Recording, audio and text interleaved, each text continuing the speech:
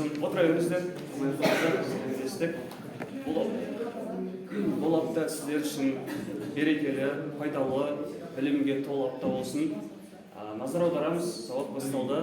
Мен сіздерге қателеспесем екінші рет сабақ жүргізіп тұрмын. Ол алдымызда тәрбие сағаты болатын. Бүгін де тәрбие сағатында жолығып тұрмыз.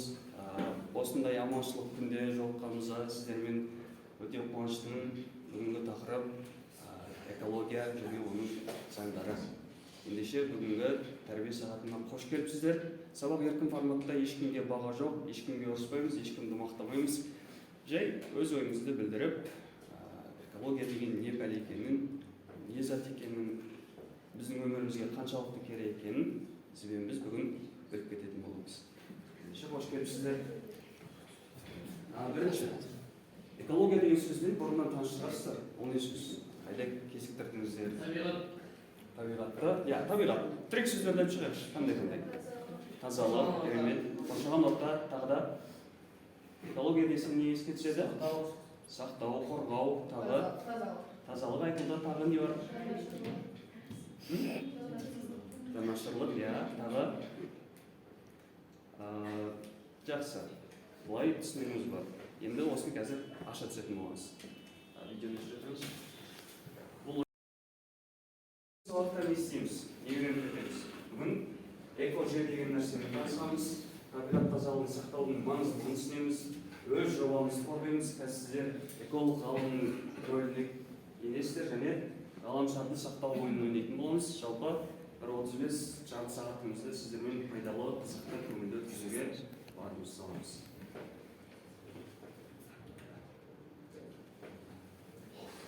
Жасыл жүрек. Әлемнің қай елі жер планетасының өкпесі деп айтылады? Екі ел бар. Олардың жер көлемінде орман өте көп. Амазонка? Амазон? Канада, дұрыс. Екінші? Амазон. Амазонкада бар және біздің көршіміз Ресей. Сібір, тайга секілді жерлер орманға бай. Неге орман, ағаш дегендер жердің өкпесі? Осы сөзді ашып көрейікші. Сіздер неге айтып өттіңіздер? Неге? Оттек береді. Бөлігі ауаны тазартады. Оттек, Иә. Жалпы экосистема дегенді білесіз бе? Айналым жүйесі. Ол қалай еді? Яғни су бу болады. Одан кейін қайдан жаңбыр болып жауады. Ең бірінші, неден пайда болады?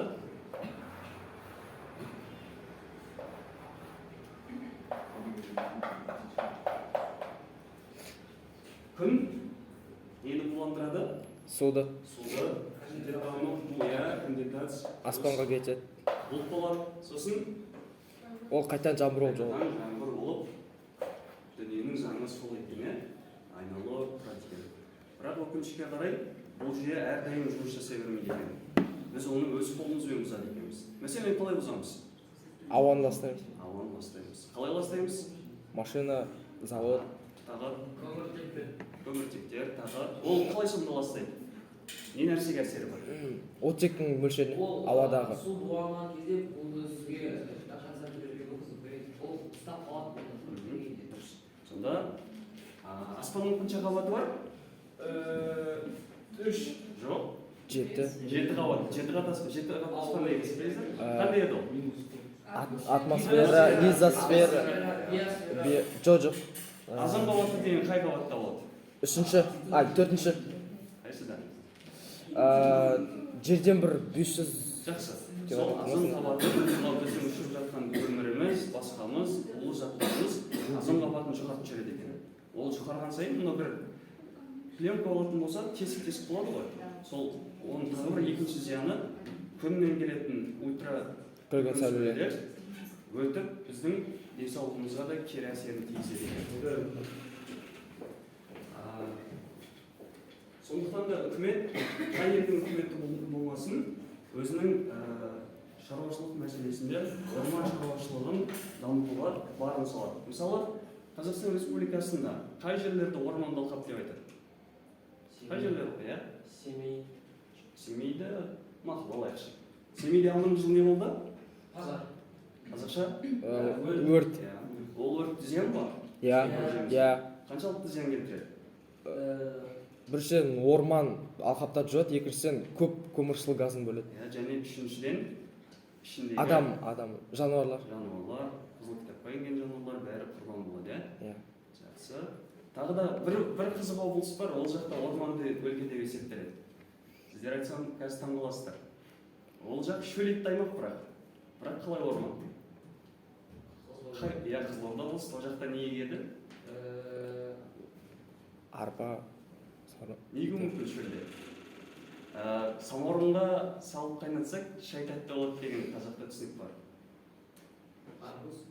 Мақұл, содан келеді. Қатты ағаш. Тағы бір қызық дерек бар. Бір орыстың ғалымы ма, бір тарихшы айтады екен. Қазақтың негізі жаулығын білмеймін енді. Дәл ақпарат па, мүмкін фейк ақпарат па, бірақ жақсы ақпарат. Қазақты басқару оңай дейді. Ол жақта бір өсімдік өседі. Ол өсімдіктің ерекшелігі балтамен шықсаң, ұрсаң, тепсең, сынбайды, берілмейді. Бірақ бір-бірін ұрсаң, мор деп сына алады.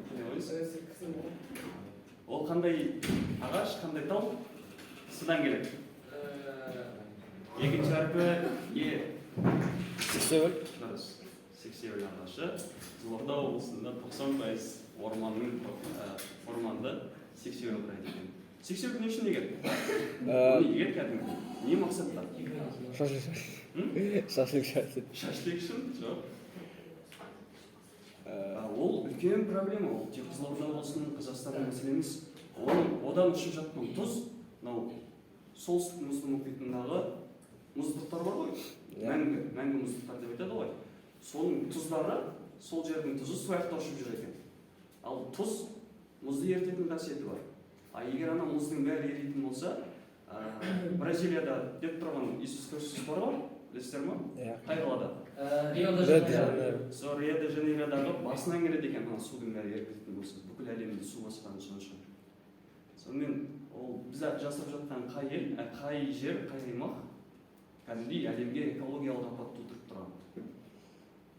Кезінде ол жақта балығы тайдай тулаған арал өлкесі.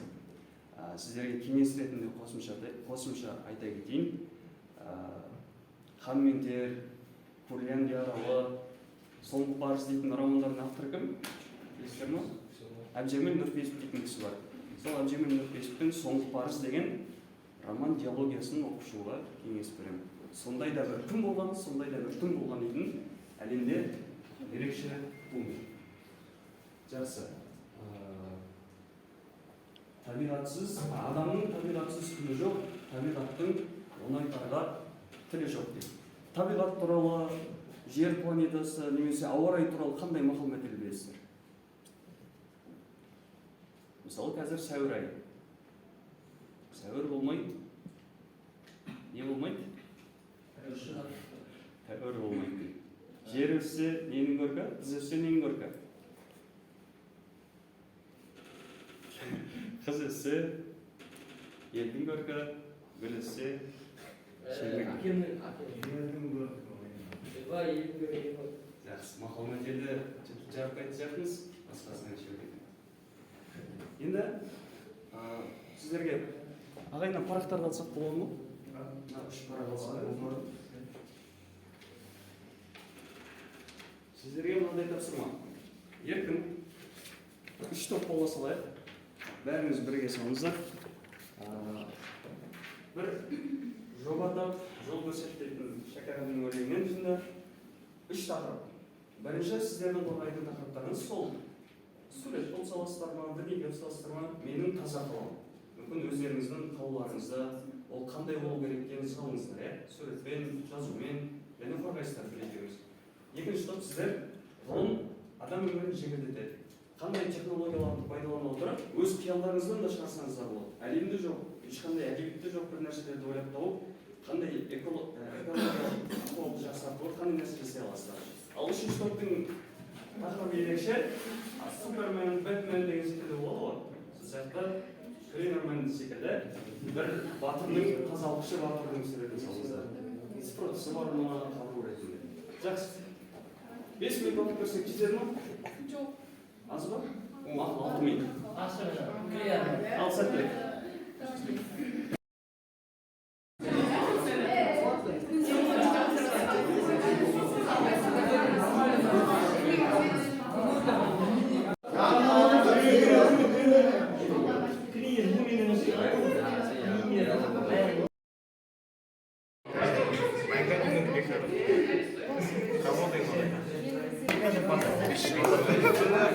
На самом деле, блядь, люди говорят.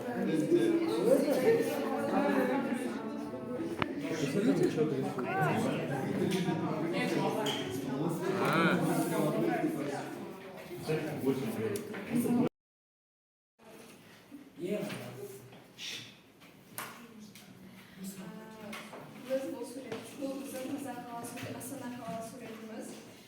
Biz bu suretте әлемде Қазақстанда болып жатқан үлкен мәселелердің бірі экология туралы сурет салдық.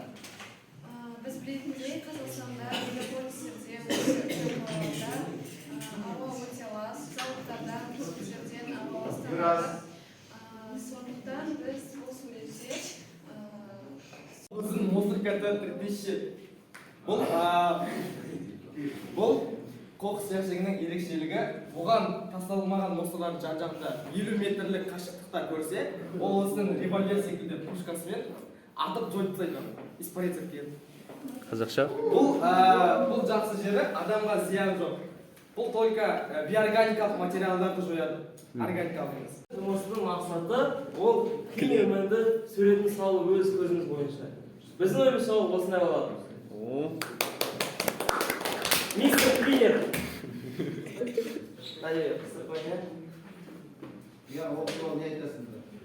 Бұл адам, сен оны шақырасың, ол сенен кинап береді. Халява. Неге 90% екенін түсіндірем. Жүсіп Ақшора дейтін актер оларыңызға дейсіздер ма? Жүсіп Ақшора, Шоншар дейтін болатын еді. Білмеймін. Иә. Соның бір айтатын сөзі бір мини-турасы ғой. Коронавирустың кезінде ма адамдарға ауа жетпеді ғой. Андай ауа аппаратымен демалып отырған кезі. Сонда бір өте бай кісі науқастанып қалған екен да, сөйтіп коронавируске шалдығып, ауруханада жатады. Сонда бүкіл жағдайы бар. Енді қасындағы медиктер, басқалар деп сұрайды ғой, аға не жағдай керек, не керек, не істей аламыз сізге деп. Сонда ана кісі айтады дейді, бір жұтым ауа беріңдерші, ауа деп айтады екен. Енді мынау 90% қала халқының 90% қала таза ауаға мұқтаж екен. Әлемде осындай проблема. Мысалы, біздің Алматы қаласы, Астананы білмедім, Алматы қаласы 200-ден астам қалаға зерттеу жүргізгенде, сода 64-ші орын алыпты ластығы бойынша. Бұл негізі жақсы емес.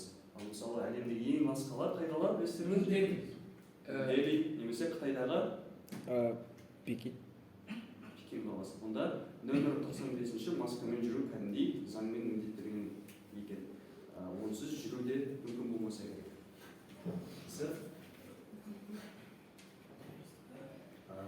Қазір үлгермейтін сияқтымыз. Не істеу керек екенімізді айтуымыз керек. Видео көреміз ба? Бұны да сіздерге жібере салайын, иә? Сосын өздеріңіз көресіздер. Міндетті түрде көреміз. Сіздер Экспо 2017 Астананы өз көздеріңізбен көріп бақыт бұйырған екен. Соныңыздар ма? Жақсы.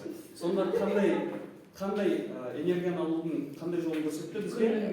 Күн энергиясы, жел. Былайша айтқанда баламалы, иә? Иә. Бұрын біз неден алатын едік энергияны? Судан, көмірден, әсіресе көп көмірден алды. Енді көмір Желден алды. Енді қазір желден, судан, биоматериалдардан да энергия алудың жолдары бар екен.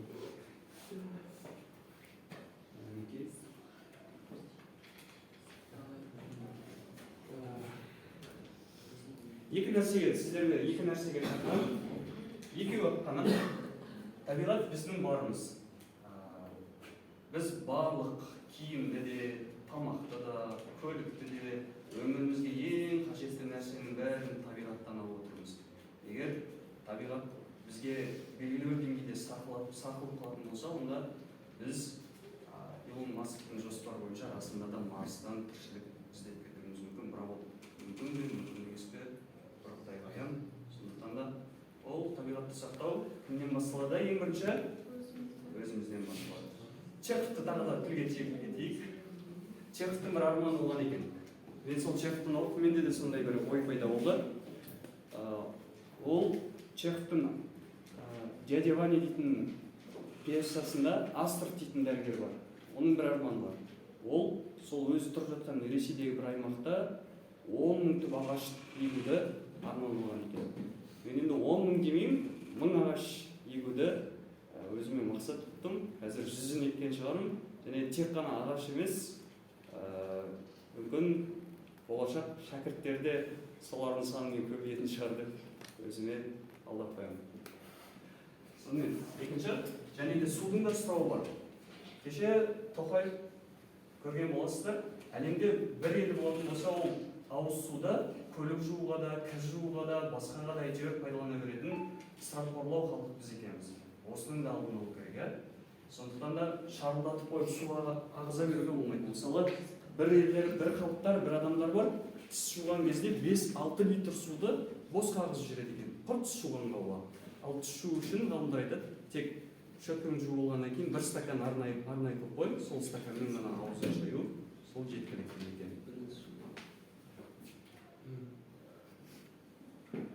Рахмет, негізінен бітті. Және бізде бір ойын бар еді. Оны ойын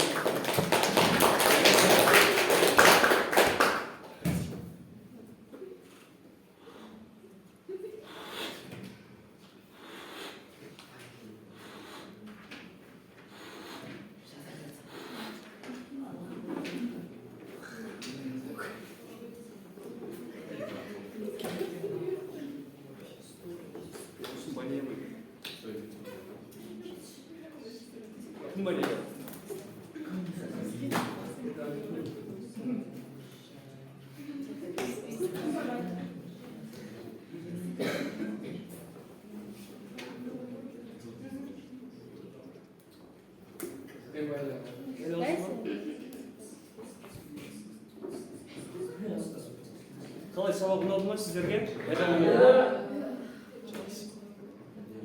Жаңа біз бір ойын ойнаймыз дегенбіз тақырыптың басында, ол ғаламшарды құтқар деген.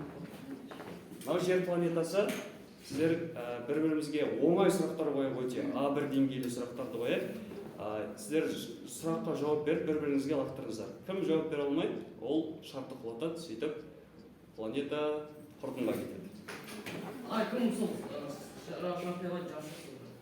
Ал бірінші сұрақ, қазақ тілінің реформаторы кім? Араб әліпбиі төте жазуды ойлап тапқан, реформалаған Ахмет Байтұрсынов. Келесі, біреуге лақтырып сұрақ қойыңыз. Мына топтау мүмкін, келесі топтау. Жақсы. Сау болыңыздар.